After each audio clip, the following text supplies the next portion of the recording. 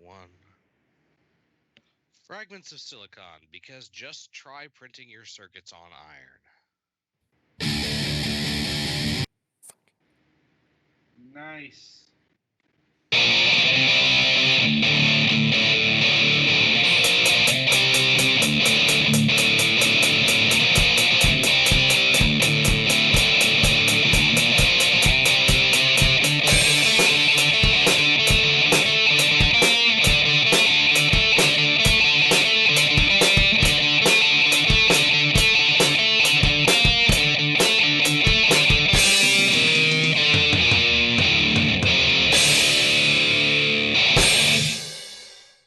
You'd think the controls would be in your muscle memory by now, but no. Like, anyway, welcome to another episode of Fragments of Silicon, European edition. Clearly, my cohorts need a bit more coffee this morning. Anyway, joining me. Wow, if that was the sound of your coffee maker, I don't know what.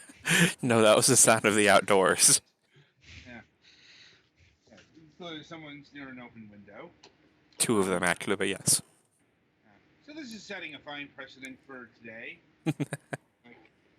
Anyway, joining me are Golix, Pettyfan, and Ogre, the usual morning crew. And this week we have Ross Bierley from Ghostlight Games with us once more. Thanks for having me on again. No problem. I think this is your 4th go around. Sounds familiar. Yeah, I think so. Yeah, like 2 more before you get your free electronic toaster. By which I mean it's only on the internet. So I don't actually get a toaster. I just get a picture you of one. get a toaster for toasting posts. All right. All right. Yeah. Let's see. And with that in mind, it's actually been a while since you've been on the broadcast. Mainly because, well, until recently, there weren't games you could talk about. That's right. We spent quite a bit of time last year working on games for other people.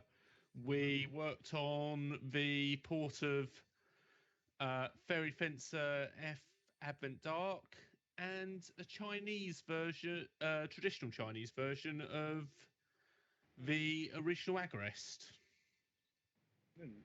Neat. Well, I suppose we should start with those then. Especially Fairy Fencer F, because we actually reviewed that game, a couple months ago? Yeah.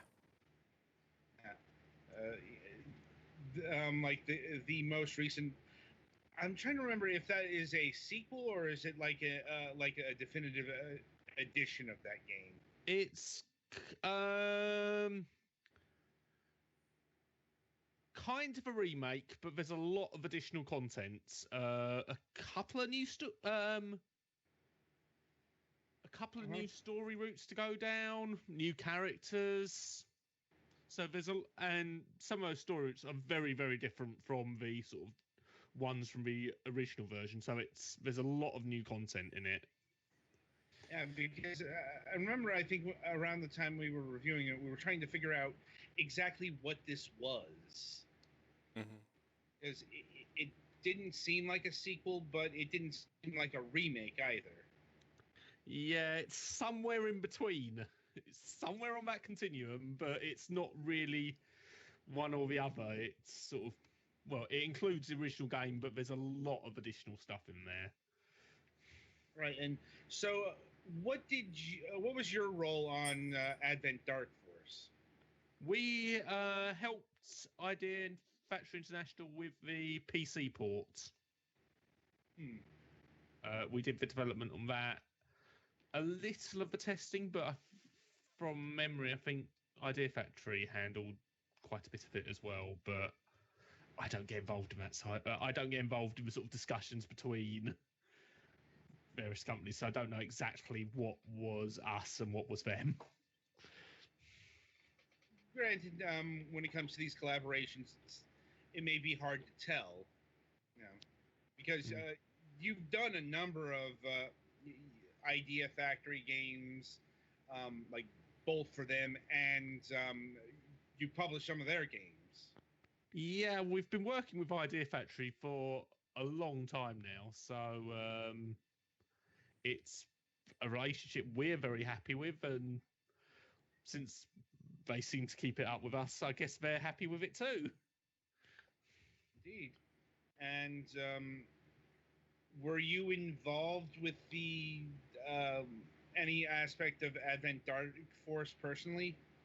I did some of the testing, but they handled it was their release, so they did the sort of they handled the press on that, and so the other parts of my role were things they did, and obviously I'm not going to do any coding because that would be terrible.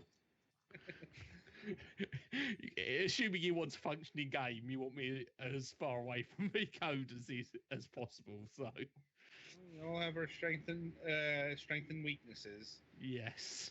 Yeah. But yeah, I know they did the press on that because, well, I got a press release from them about Fairy Fencer F. And in regards to the traditional Chinese version of Agarest, was that just like the first game, or was that the entire series? That was the first game and it got actually got a physical release out in Taiwan, which was kind of cool. It's a PC version. It's traditional Chinese only, so there's no English text in there. But it was quite interesting, just because I'd never really worked on a game in traditional Chinese at all. So that was kind of cool. Yeah. Is that something you had not so much experience with, but did you know how to do that before this project? I think it's not something we've done, but on the coding side, the dev team seemed to have a pretty good idea of what needed to be done. So I think they sort of had a handle on everything. Mm-hmm.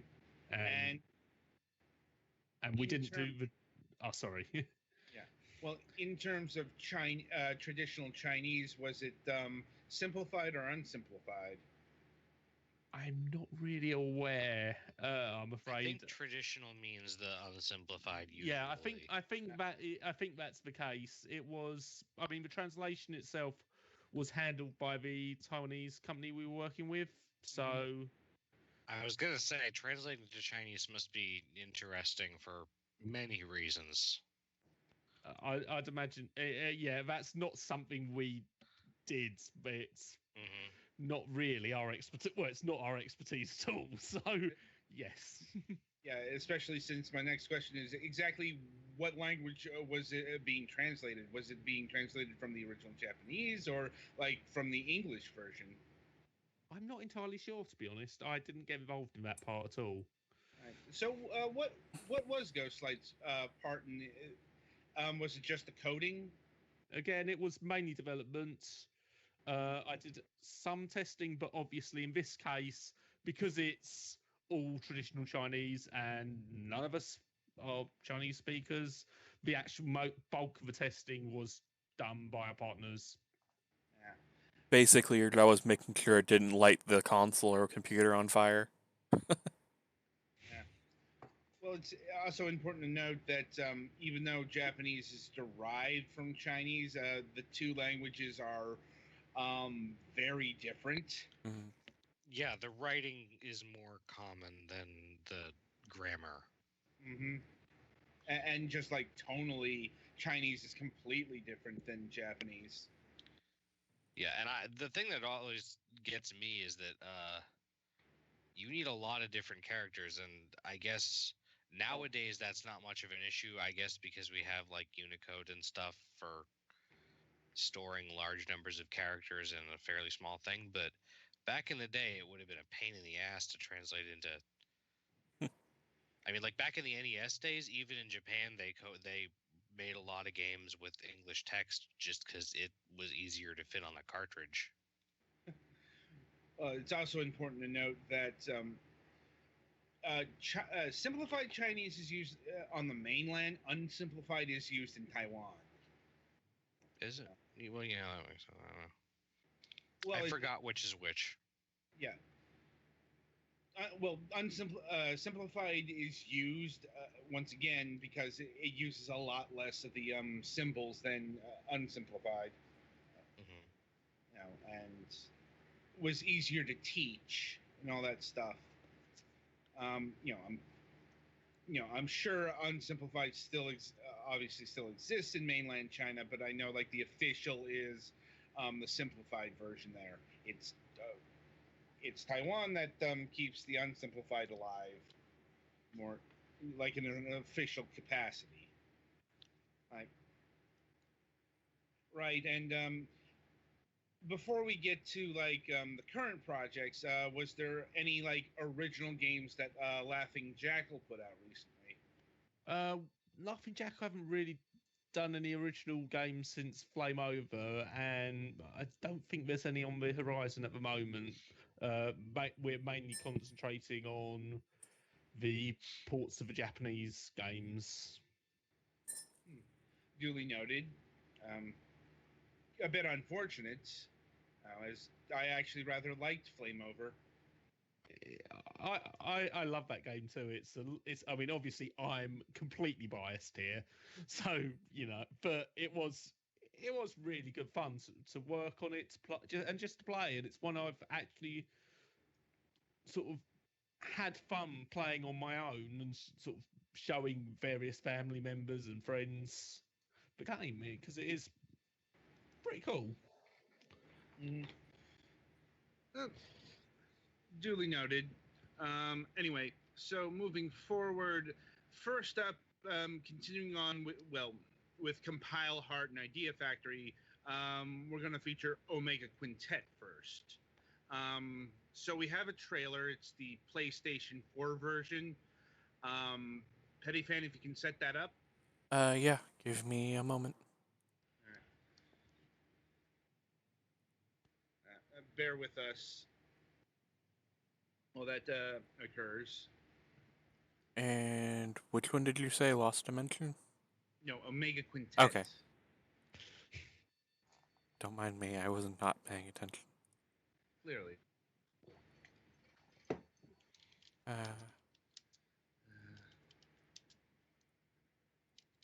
Don't mind the gaps. It just takes a bit to set up, and we're live. So yeah, I believe I am ready, so I'm gonna play it now.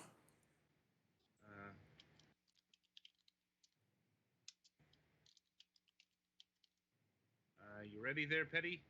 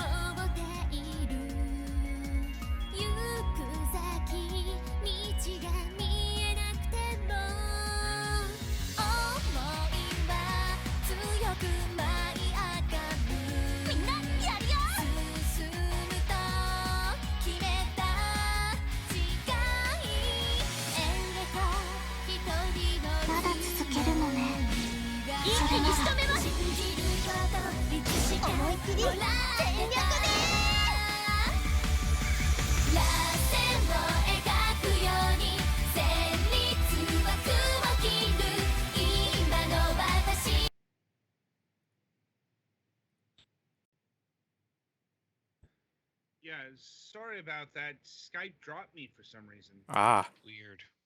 Yeah, I'm like, well, it's Skype. It happens. Like, I mean, if we had $1 for every weird thing Skype did, we'd be very wealthy indeed. We'd own Microsoft. Something like that. No. At any rate, so that's Omega. That's Omega Quintets.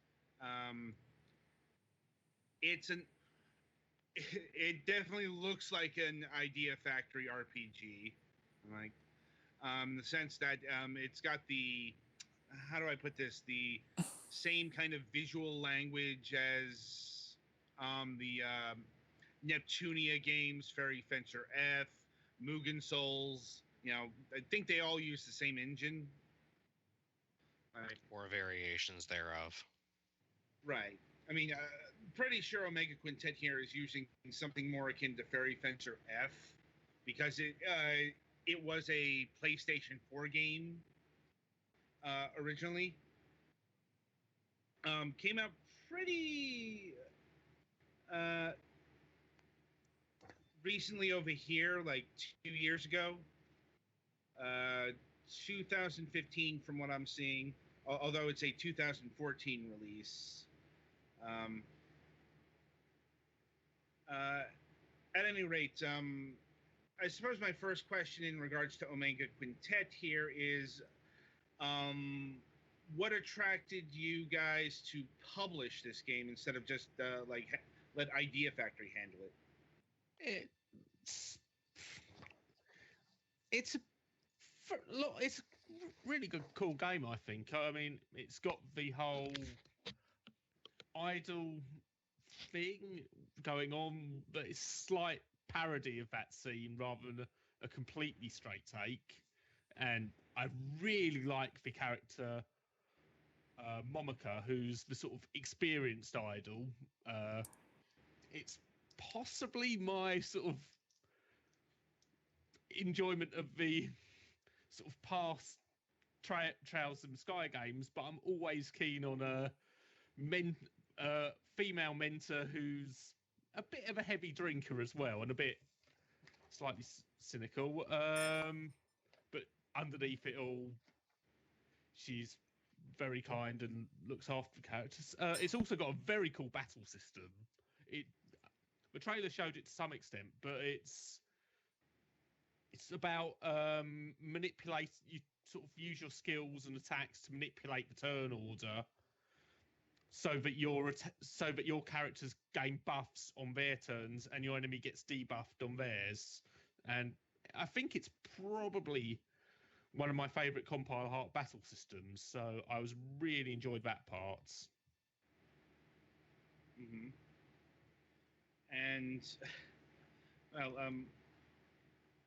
I suppose my next question is the idol gimmick just a motif, or does that have actual mechanics in the game?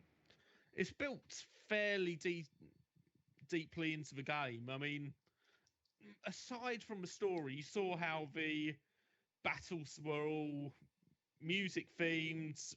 Mm-hmm. There's some rhythm sections in there, and later on you sort of create performances for your group, which impact on the gameplay. So it's not just a sort of overlap. It's not superficial. It's sort of built quite deeply into the mechanics as well. Now, do you have to keep rhythm in your attacks? Sometimes, not all the time, but there are sections you do, yeah. I kind of figured that it's pretty standard with music-based or not even music-based RPGs, because Mother 3 did this too. Have you ever played that? Where you attack and you have to, in order to get a better, more powerful attack, you have to hit in time with the music. Yeah. Like, but right. So, aside from it being an idle RPG, what is the story of Omega Quintet? Right. Yeah. The world has largely been overrun by strange sort of darkness, and the only thing holding it back are idols who a sort of combination of music and magic are able to defeat this. The audience identification characters, Tact, who's the childhood friend of Ottaha, who is desperate to become one of these combat idols, I guess you can call them. And they, while watching Momoko fights off some enemies, they get attacked by one, and Ottaha is able to fend it off, which gets her scouted and called up to this agency to join and become one of the combat idols. Makes me want to watch Macross. As long as it's not Macross 7, because I'd say Macross Delta. Ye God, that was bad. I was referring more to the ill fate of all the people who tried to do the music thing in 7, while the heroes were actually pulling it off.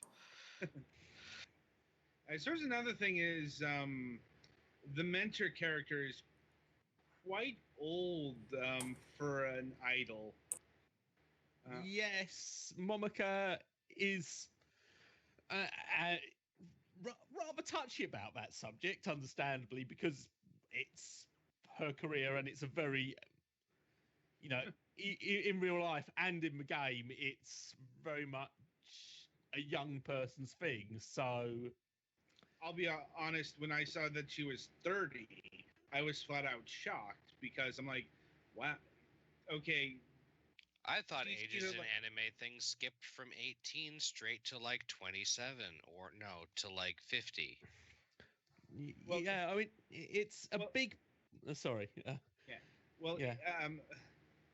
Yeah, it's like you rarely encounter an idol singer who's pushing 30. Like usually idol singers are cycled out in their early 20s or thereabouts. I'm talking about in real life. In terms of a game or something, sure, they can be 80. Now, if it can make sense, if the game makes it make sense, so to speak. Yeah. In her case, her story is very much that she's on the verge of being cycled out. I mean, she was, and still kind of is, sort of the top idol in the area, but she's on the verge of being cycled out, and she's sort of understandably fairly reluctant for this to happen. So she's pretty touchy about not just her age, but the new younger characters coming in who she's kind of a mentor of. And while she's basically a decent person, so she's not, so she helps them, she's sort of a bit grumpy about it all. Understandable given the profession. Yeah, exactly. Also, given the storyline, she's apparently, she's, literally losing her powers. Yeah, it sort of plays into, as you say, with people being cycled out, in sort of mimic that in a game where, in a story in a world where they're fighting monsters, you get less effective sort of as you get older. because otherwise, if it was simply about who can defeating monsters and that didn't happen, then there'd obviously be no reason to cycle anyone out. Right. Now, who are the other idols in this game? Right. There's Ottaher, who's Tak's childhood friend. She's really enthusiastic. She's always wanted to be an idol, and she's a massive fan of Momoka.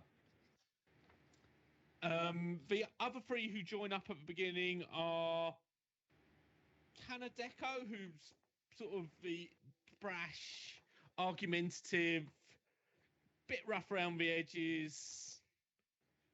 Kyoka, who's cool, reserved, and probably the one who has, out of all the idols, who has the greatest sense of responsibility.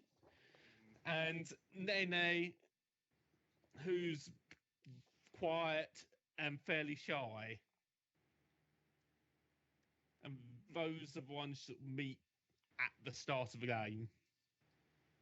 Right, and as I understand it, the protagonist of this game is a bloke called Tact.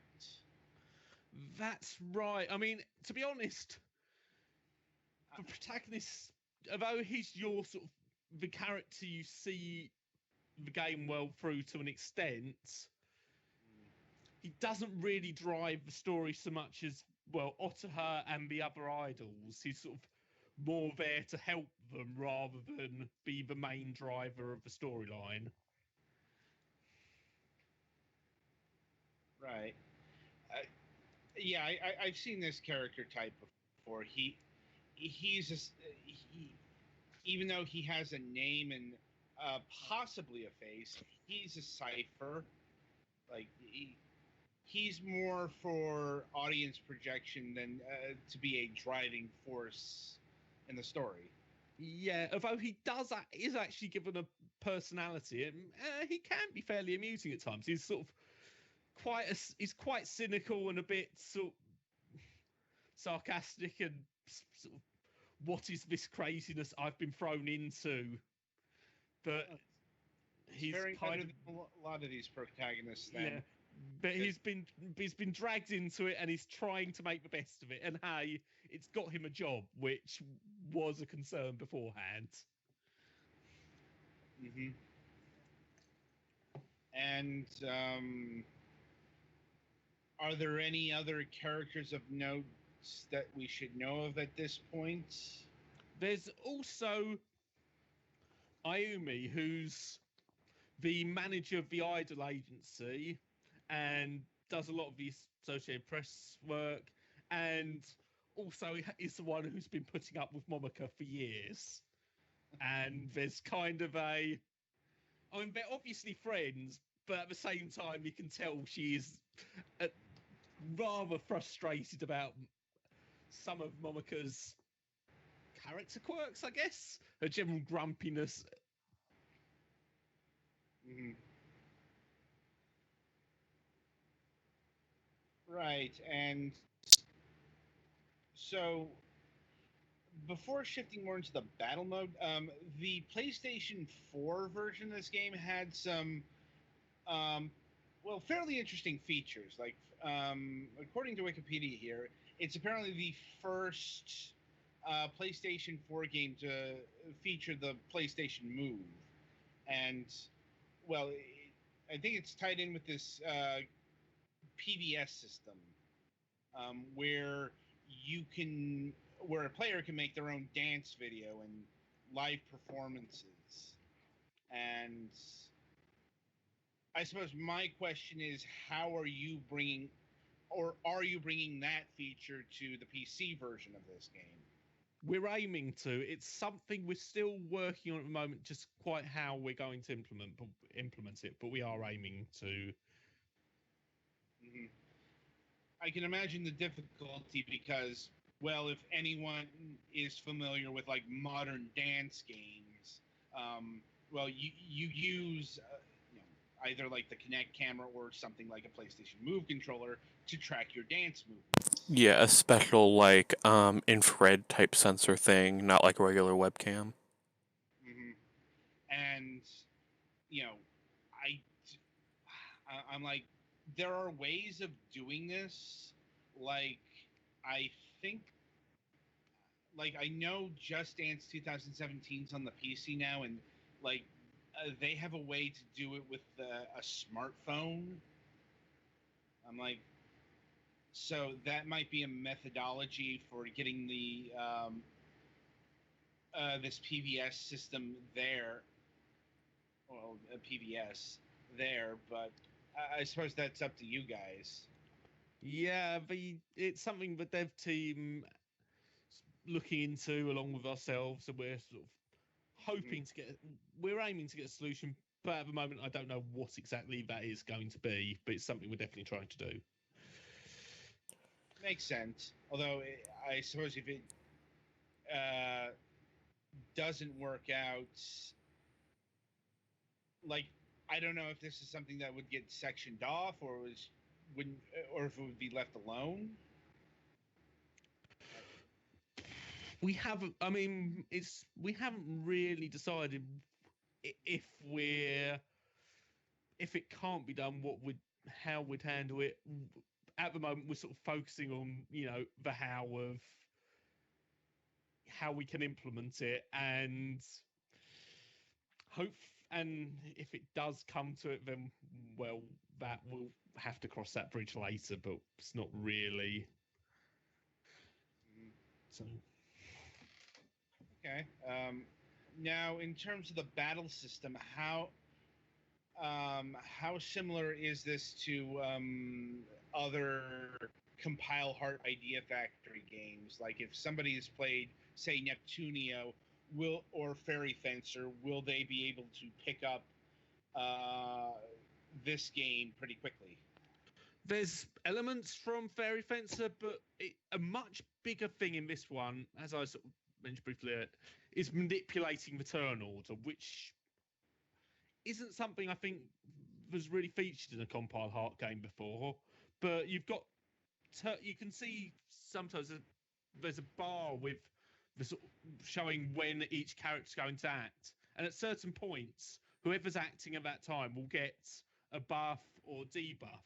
So obviously, you're trying to, using your skills, your attacks, trying to manipulate it.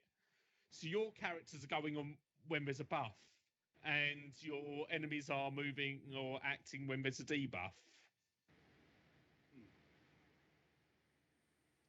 It does sound interesting. It's a very cool system. I mean, I've seen it used in some other games before, and it works really well. But I've not seen it used in a Compile Heart one. But I really liked the battle system. It's probably my favorite Compile Heart battle system. I believe Digimon Cyber Sleuth had options where you could manipulate the turn order. Yeah, and the original Trails in the Sky, and actually all the Trails games do that as well. So. And other features of this game are, it's got a costume destruction system. Yes, it does. Costumes do get damaged in combat. So the question here is, just how battle damage are we talking about here? It never gets explicit as such, but just some more. But there is some more skin being revealed as they take damage. So it doesn't get to levels of like Senran and Kagura or anything like that. Not that far. No, I've not actually played Senran and Kagura actually. So, but from what I've heard, probably not. But without having played Senran and Kagura, it's a comparison I'm struggling to make. It's pretty. Borders on ecchi? I think you mean borders on hentai. Well, yeah. Yeah, it's like ecchi. I'm like, it is ecchi. Like, that's right. Yeah. Anyway, speaking of costumes, are there a lot of costume options for the idols?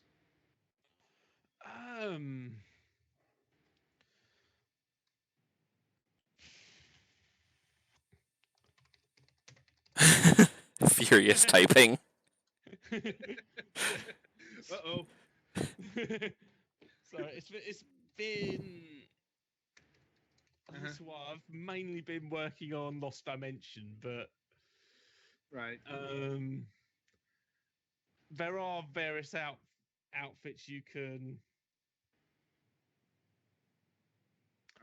gain both in play, and there's some DLC ones as well. So you can change your character's look up. Although you need to once you have the costumes, you actually need to order them from the agency's workshop and get them made up, and that costs you some resources. And there's a few. Most of them don't really have an in-game effect, but there's some that do. Right. And I guess my question, I have one real quick. Are there like any licensed costumes from any other idol groups or animes or anything like that, or is it all just custom stuff for the game? Mainly, I think it's mainly custom stuff for the game.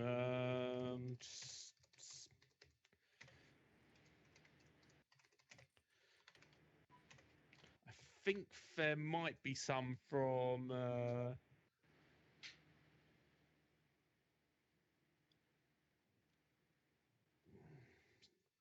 So I think it's mainly custom for the game. All right. Well, I suppose we should move ahead to the other game, Lost Dimension. Once again, we have a trailer to play.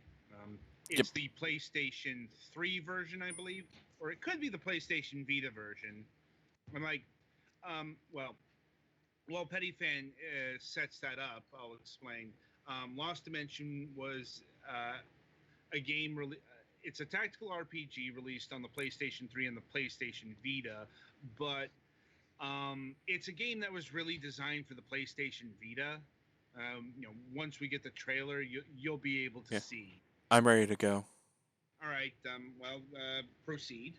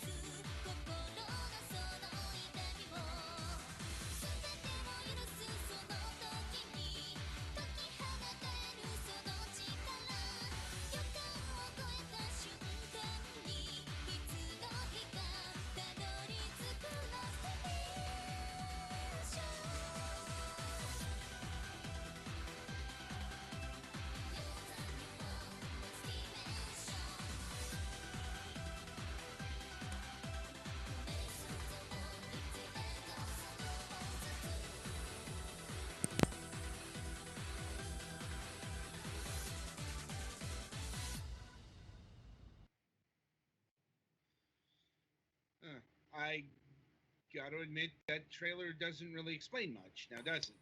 Yeah, I'll look up for some gameplay. Yeah. The thing of it is, if you see in-game footage of the game, you can tell it was made for the Vita in mind. Like, the polygon counts, the geometry, the size of the levels, all indicate built for the PlayStation Vita, then built for the PlayStation 3. A lot smaller than your average PlayStation 3 game. We've seen this in other games we featured on the show, like the God Eater series. Like, even though we played it on the PC, we weren't getting away from the fact that these were originally handheld games. Like, it's not necessarily a bad thing. It's just when you know how certain things are built, you can see them. Anyway, so Lost Dimension is actually a bit of a departure here, as I believe this game was put out by it was developed by a company called Furyu. How do you pronounce this? Furyu. It was actually developed by Lancast, but it was published by Furyu in Japan. So Lancast did Etrian Odyssey, Shin Megami Tensei: Strange Journey, and Furyu have developed games themselves like Unchained Blades, but they were the publisher of this one. Real quick, those of you who are watching the Twitch stream, I do have some gameplay footage running. All right. And so, for the uninitiated, why don't you tell our audience what Lost Dimension is? Right, it's a tactical RPG with a few really quite interesting twists. One of my favourites is the traitor system, in which, except on the first floor when you first play it, a different character is randomly assigned as the traitor, and there's a logic puzzle element of trying to work out who the traitor is. After you finish a level, you get most of the voices will be in white, but there'll be three sort of voices, up to three voices appearing, or lines on the screen in red, and they indicate the number of potential traitors in that sort of 6 you've selected as your party for that level. So you're trying to change your party about in order to work out who are the 3 potential traitors by the number of them that appear in each battle. And then once you've narrowed it down to 3, there's this deep vision system where you can sort of go inside their heads and see if that one is the traitor or not, and so you can narrow it down from 3 till you finally work out who the traitor is. Right. Now, in regards to the traitor system, is there a reason why why person X or person Y would be betraying? Like, is there an evil organization?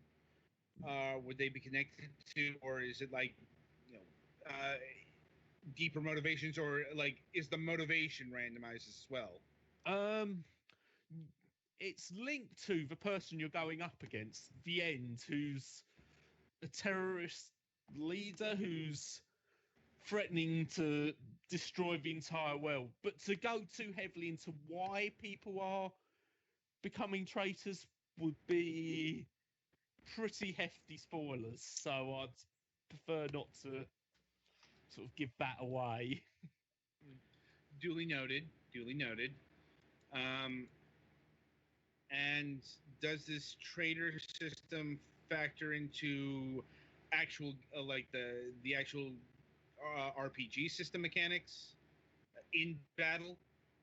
There are ways in which you can transfer skills from people who've become traitors to someone else. So if you've got a favourite sort of character and they turn traitor, you can get their skills and put them on someone else. The other thing it affects gameplay wise is the last battle.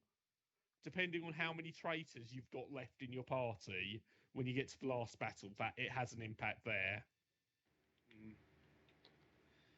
Interesting. And I'm seeing the traitor system is connected to it's being called a visual novel-like system. Yeah. I guess the comparison there is you've got to get, in order to actually, I mean, it's one thing to work out who the traitor is, but in order to actually get, the way it's decided who's killed off at the end as the traitor is decided by votes by all the party members. So you've got your vote, but you need to be able to persuade everyone to vote the way you want.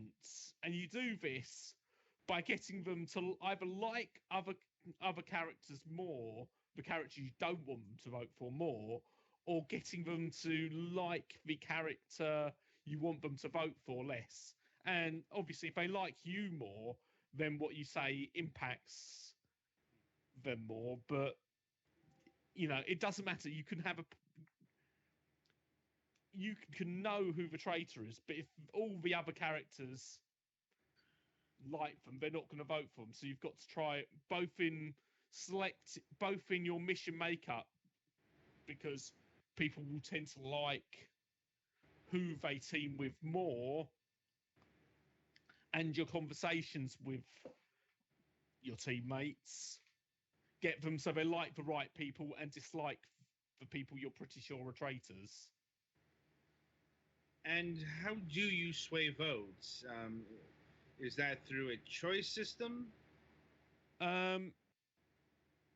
Right. First way is in battle. If you're teaming with someone, if you pull up, if someone assists someone else in battle, it makes them like them a bit more, or just in the team together. But there's also, at the end of each battle, you'll be asked questions about who you think the traitor is and other things, and your answers to that influence whoever's talking to you's opinions of everyone else. Sounds interesting. Like, this definitely does seem pretty unique. It's not really something I've encountered, but I mean, I've seen games with traitor systems, but usually it's predetermined, so you can kind of work out, if you played it before, you know who the traitors are. But this, as it's completely random, it could be anyone each time, apart from the first level or first floor, which when you play it it doesn't happen on New Game Plus, it's random, but first time it happens, they do give it away, just to sort of show you how the mechanic works. Right, and the other way it's determined is with the vision system. Yeah, vision system. You get each floor, you get given 3 points, and you can spend a point to go inside someone's head, almost to confirm if they're the traitor or not. But obviously, since you've only got 3 points and it's a rather large team, if you just go in, right, you have to get very, very lucky to get the right person. So you use the other method, sort of various battles, you try and narrow it down to your 3, and then you sort of use the deep vision system to confirm who the actual traitor is out of those 3. Right. And so that's kind of the outside stuff. There's a whole bunch of in-system battle works here as well. Yeah, it's a tactical system. The closest comparison I've got, and it doesn't work exactly like that, but the closest one I can think of off the top of my head is Valkyria Chronicles. I've seen that comparison. Yeah, there's been a few reviews that mentioned it, but it's kind of one I agree with. I can't think of a bit closer one. It's not exactly the same in that you don't get shot at as you're running, but it's very much about positioning your people so they can support each other, and so that one attack from your characters triggers all the other the close by characters to join in and fire. You want to get behind the enemy because a back attack does more damage than a front one, and it's very much about positioning and keeping your people together and don't letting. And if you let someone get isolated among quite a few enemies, they are going to take a real pounding. Right, and that's the assist system, or rather, there is an assist system where allies will help in player attacks, but there's also there's the berserk system. Right, when you've got, as in addition to your sort of health, you've got a kind of sanity meter, I guess, probably a more elegant way of phrasing it, where certain actions using skills, being attacked, and other things can gradually sort of wear away at your character's resilience, and until the point they snap. And this will mean they'll hit harder, but they might attack the enemy, or they might attack one of your characters. You don't really have much control.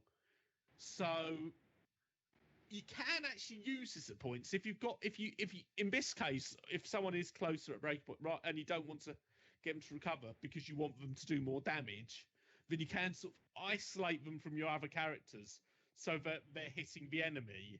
But that does bring with it all the risks of isolating a character and having them get pounded if they get surrounded. Well, it's also the berserk mode. If you know how a berserker acts, it's very much like that. You know, they you gain a huge boost in attack, but you won't have any control over them, and also their defense will take a hit, so it'll be easier to kill them. And that's not the only special system going on here. There's the gift system, which is basically like every character's unique attack, as I understand it. Each character has their own skill tree.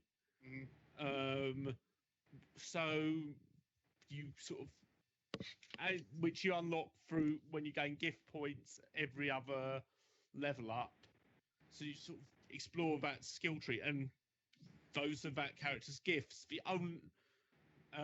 There's no real overlap with any other character. You can transfer characters' gifts from one to another once, if they become traitor, but beyond that, they've all got completely different skill trees. Right. And finally, there's the defer feature. This is during combat. Instead of doing, you can move, and then instead of taking any other action, you can choose to defer to a character who's already used up their go and hasn't previously been deferred to. So, which means you're in effect sacrificing one character's turn beyond aside from the movement stage to give another character a second turn. So that can be used either if you've got a character that does loads of damage and you want to get them in their attacks in as much as possible, or if you're trying to reach something further away quickly, you can sort of relay and get someone and move someone out, and then defer, and then get another character to defer and have them move further again. And that can be sort of combined with one character who can, as you level his skills up or his gifts up, has one gift that allows him to teleport allies to him, so you can sort of move your party quite quickly that way. And right, so that's all the battle system stuff, and those are all the systems. So what is the story of this game? Okay, yes, you're the terrorist, or the end, is threatening to destroy, well, the entire world. He's already destroyed several cities, and if he's not stopped before the deadline, he's going to pretty much destroy all the others. You're a sort of team of skilled users who've been sent in to try and stop him. The only trouble is that something happens when they approach the tower that leaves the entire party suffering from kind of amnesia. They know what they have to do, they don't know, but they can't remember anything else. So they're, and then and at that point, the end reveals to them that there is in fact a traitor in their midst, and that someone is working against them. And he's very much in control of the whole thing. So he's the one. The end is one who forces them to actually pick a traitor on each floor to remove. And it's sort of, for a long time, it's sort of intriguing as you're wondering how this all adds up, what his game is.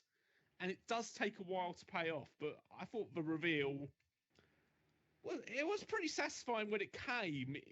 It's just, as it sort of, it does tie everything together quite nicely. But for a long time, you've got all these hints as things going on, and but not entirely, you can't entirely see how it all ties together. Mm-hmm. And is this outside of the randomization element? Is there like a new game plus feature? Yes, there is a new game plus feature, which to get the true ending, you actually have to do it on New Game Plus. I don't even. It's not even technically possible to get on the first run through. New Game Plus, you get to keep your relationships, gift points, and unlike the first playthrough, the traitor on the first floor is randomized, so you actually get to keep that character for longer, assuming he's not the traitor. Right. So we're getting low on time, so just a couple more questions. First up, how far along are Lost Dimension and Omega Quintet in terms of their PC ports? Right, we've got a playable PC build of Lost Dimension in the office. It's still got a few, well, it's still reasonably buggy at the moment because it's pretty early. It was came in a week or two ago, so at the moment there's one rather annoying thing which makes the game much, much harder. All the enemies are invisible. It's still possible to sort of vaguely see on the mini-map where they are, and there's a little tag that appears above them when you get closer, but it's, you know, it does, but obviously that's a bit of a pain from a testing standpoint, but it is coming along quite nicely. Amiga Quintet, I haven't seen a first playable PC build yet, so it's a little behind. But then we did announce Lost Dimension before that, so it's to be expected.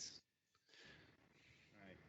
And I suppose the question is, any release dates / pricing and at this stage, or those things still being determined? All to be confirmed at the moment. Yeah, we'll hopefully get a clearer idea with Lost Dimension soon, but nothing is confirmed at the moment. All right. I think that's about it on my end. I'll see if the team here has any further questions they wish to ask. All of mine have been answered. Yeah, I don't have anything in particular. All right, then. Well, Ross, once again, it was very lovely having you on our program. Thanks for having me on. No problem. Definitely looking forward to Lost Dimensions and Omega Quintet when they get released, and we'll be in touch to review them once they're ready to go out in the world.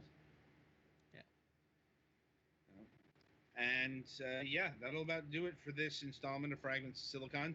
Be sure to join us tomorrow at 9 o'clock p.m. for our main show. We'll be having Philip Daigle of Beandog Software on our program. We'll be talking about Planescape Torment, AD&D, and Hasbro. So until then, I wish you good gaming.